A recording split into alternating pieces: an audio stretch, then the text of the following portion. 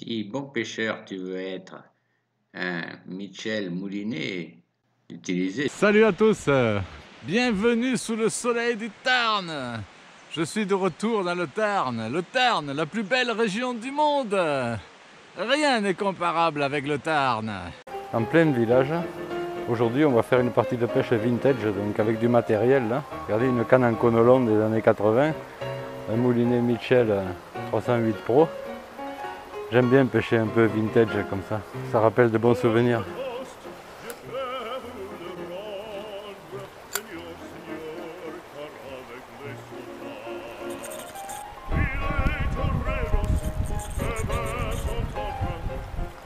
Putain, elle s'est pas pris.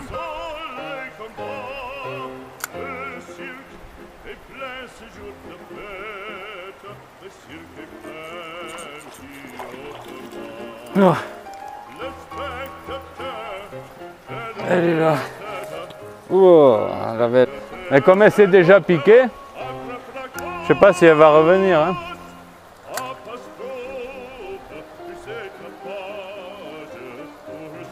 Voilà, on continue donc à l'ultra léger. Ultra léger vintage avec le Michel 308 Pro et la canne Browning en conolon des années 80. Oh, elle est belle celle-là. Elle est belle, nom de Dieu. Putain. Putain. Quel morceau. Regardez-moi ça. Une belle truite du sort. Oh là là là, qu'elle est belle. Très bon coup là, le long du mur. Oh putain.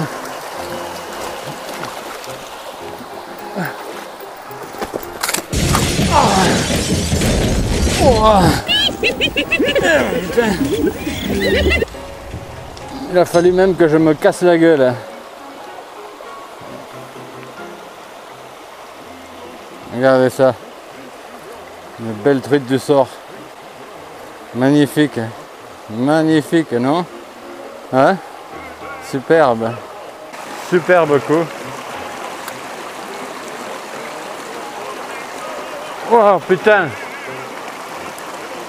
Vous l'avez vu? Vous l'avez vu comme elle était belle?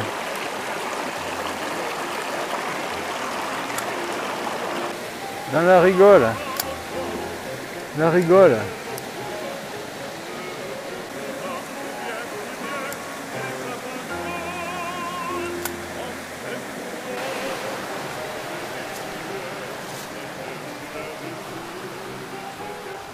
Il y a un beau coup. Alors j'ai accroché tout à l'heure, donc tant pis pour moi. Hein.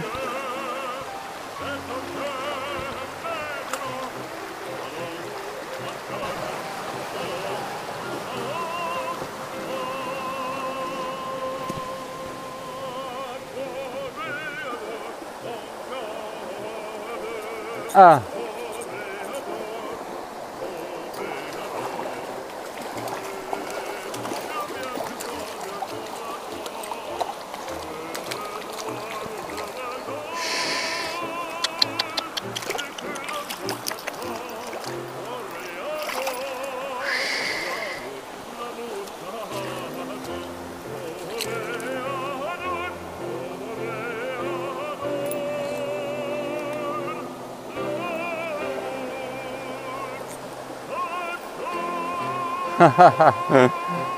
La petite, elle a sauté.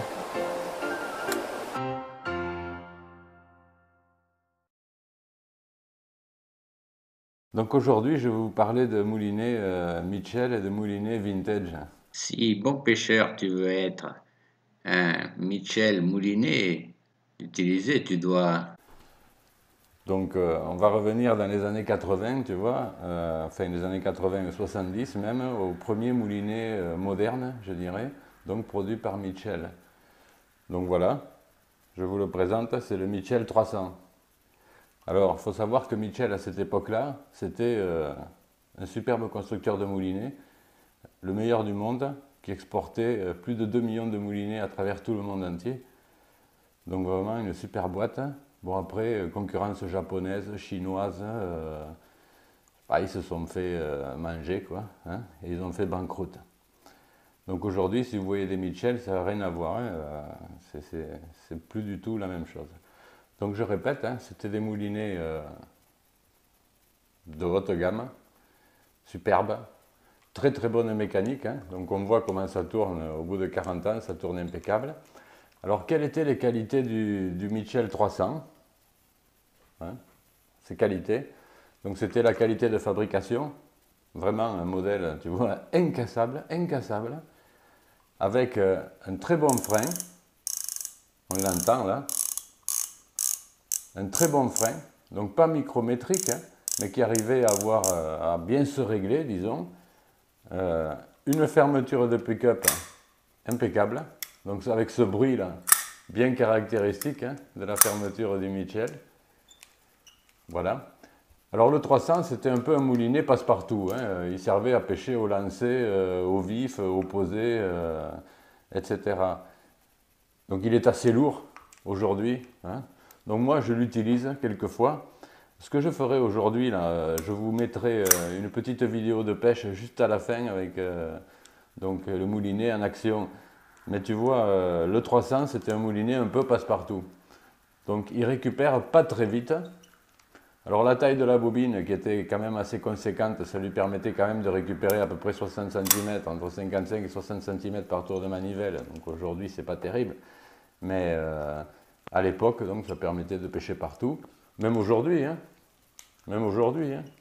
Moi, je ne l'utilise pas spécialement celui-là parce que je pêche très light, et donc je prends un moulinet plus léger par rapport à l'équilibre de la canne. Mais sinon, tu vois, c'est un moulinet qui pourrait parfaitement s'utiliser, hein. Donc le 300, je disais, c'est un peu le père de tous les moulinets à lancer modernes. Comme seul défaut, moi que je lui vois, c'était qu'à l'époque, il n'y avait pas de bobine enveloppante. Donc quelquefois, le fil arrivait à rentrer à l'intérieur là, et à s'enrouler autour de l'axe. Donc ça faisait un sacré bazar en action de pêche. Donc ça n'arrivait pas souvent, mais ça arrivait quand même.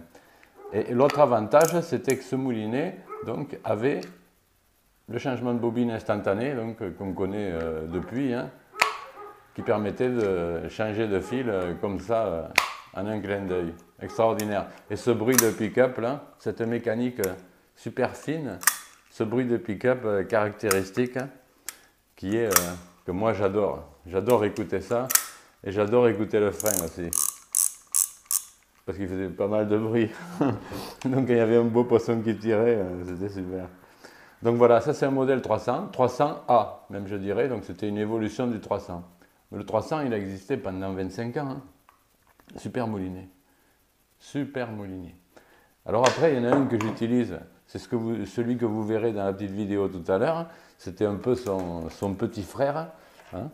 C'était le très haut de gamme de Mitchell à cette époque-là, qui s'appelait 308 Pro. Alors il y avait un 300 Pro aussi, hein, je vous en ferai voir un plus tard. Ça c'était le 308 Pro. Pour vous donner une idée de la taille, voilà. Vous avez un 300 d'un côté, un 308 de l'autre. Et le 308 Pro servait donc pour la pêche à l'ultra léger. Et le 308 Pro, sa grosse qualité, c'est la récupération rapide. Donc il avait un ratio plus élevé. Toujours cette fermeture du pick-up. Quelle mécanique incroyable, hein. Le frein, toujours caractéristique, ce bruit, hein. Voilà. Une très bonne poignée, hein, en bois, qu'on arrive à tenir dans la main. Regardez ça, c'est un petit bijou, hein. Petite poignée en bois, superbe. Une plaque sur laquelle on pouvait graver son nom, etc. Donc je vous le fais voir un peu sous tous les angles, là, hein. Extraordinaire. Alors, moi, je pêche avec ces moulinets, tu vois, c'est juste pour me faire plaisir, hein, comme ça, hein, surtout celui-là. Et j'utilise aussi d'autres modèles. C'est pas parce que j'aime les vieux trucs, c'est parce que vraiment, ça marche super bien. Et bon, ça rappelle des souvenirs quand on pêchait, quand j'étais plus jeune. Ça fait toujours plaisir. Donc, le 308 Pro, extraordinaire, lui aussi, hein, changement de bobine instantané. Alors, où on peut les trouver ces moulinets? Vous pouvez les chercher sur eBay ou sur Le Bon Coin, enfin sur Internet en général. Sur le marché mondial, donc regardez pas trop les États-Unis, l'Australie, etc. parce qu'ils sont très chers et en plus il y a des frais d'envoi terribles. Mais moi j'en ai acheté plusieurs en France, ça m'arrive, en France, en Italie, en Allemagne, en Angleterre. Extraordinaire ce qu'on trouve. Donc pour un 300 à peu près, il faut compter 50 ou 60 euros pour en avoir un, je dirais en état neuf, dans sa boîte et tout. Un 300. Pour un 308 Pro, alors là, accrochez-vous les gars, parce qu'il n'y en a pratiquement pas, et il y en a qui demandent des prix mais exorbitants, c'est-à-dire du 300 euros, 400 euros, etc. Donc si vous cherchez bien dans les enchères, par exemple sur eBay, vous pouvez en trouver entre 150 et 200 euros. À moins de ça, vous ne trouverez pas, hein. Ou alors vous trouverez une poubelle. Hein. Un point délicat, je crois, savoir, hein, parce que moi ça m'est pas arrivé, c'est le ressort du pick-up. Hein. Qui est assez fragile, hein. Donc c'est une pièce qu'il faut changer quelquefois, mais enfin, moi je ne change pas par plaisir, hein. Ça marche impeccable, hein. Quand j'écoute ça, j'adore, j'adore, j'adore. Donc voilà, hein. Vous avez le topo, hein. Le 308 Pro, et regardez la vidéo tout à l'heure, hein. Il va sortir une belle truite, et le 300, hein. Alors ce que j'utilise le plus, moi, c'est pas cela, hein, mais c'est d'autres que je vous ferai voir dans un prochain épisode. Donc voilà, hein, avec une bonne vieille canne, la bonne vieille canne en cône long, extraordinaire, à l'ultra léger, hein, très souple, très sensible. Donc ça et ça, j'adore. Je vais la monter là, la pêche est fermée, j'ai envie de pêcher, hein. Donc voilà ce que ça donne une fois monté, hein. Voilà, un très bel ensemble. Donc ça c'était un peu une émission, tu vois, pour les nostalgiques. Les nostalgiques, je sais pas, mais les gens qui aiment bien pêcher différemment, hein. Puis aujourd'hui il faut se faire plaisir, hein, parce qu'il y a quand même moins de poissons et tout. La manière, je dirais, tu vois, ça compte encore plus que combien de truites on attrape, hein. Donc voilà, j'espère que ça vous a plu, hein, et puis je vous dis à la prochaine, hein. Allez, salut. Enfin, normalement, ouais, pour la cuillère, il faut attendre que l'eau se réchauffe. Là, les truites, elles sont pas bien dehors. Mais ici, ça vaut le coup quand même. C'est un bon coin pour un essai de moulinet. Voilà. Ça y est. Ça y est. Qu'est-ce que j'avais dit? Qu'est-ce que j'avais dit? Qu'est-ce que j'avais dit, hein?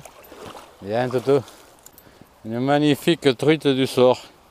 Magnifique fario de la montagne noire. Voilà, voilà, voilà, voilà, voilà. Attends, Toto.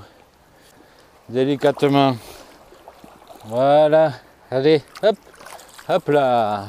Si bon pêcheur tu veux être, un Michel Moulinet, l'utiliser, tu dois